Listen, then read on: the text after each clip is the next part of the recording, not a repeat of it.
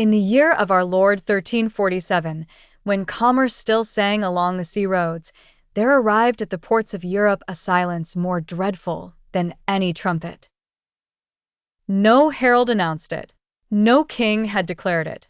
Yet from the holds of merchant ships there crept an enemy smaller than dust and crueler than war. The townsfolk first blamed the air, then the heavens, then the sins of men. Learned physicians strode through narrow streets in long robes and beaked masks stuffed with herbs, as though rosemary could bargain with death. Priests prayed, mothers wept, and neighbors shut their doors against one another. Still the plague advanced, borne by rats, by fleas, by the helpless traffic of trade itself. In Florence, a young apprentice named Matteo watched his master fall ill within 3 days of tending a sailor from Genoa.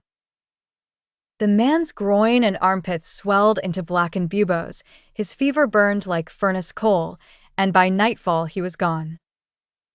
Matteo, who had copied accounts all winter and thought himself poor but unremarkable, was suddenly left to bury the dead, for there were too few living to do it. As the months turned, whole lanes emptied, bells rang without ceasing, fields went untilled. Yet from this ruin came a strange reversal. The survivors, so few now that they could scarcely be counted, found their labor newly prized. Masters who once commanded were forced to bargain. Peasants who had bent the knee began to lift their heads.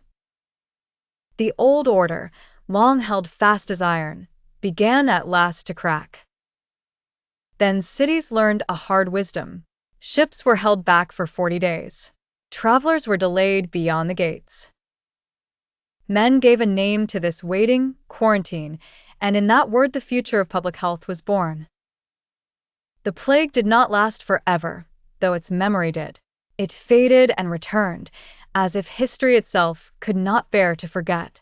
But Europe was never again what it had been before.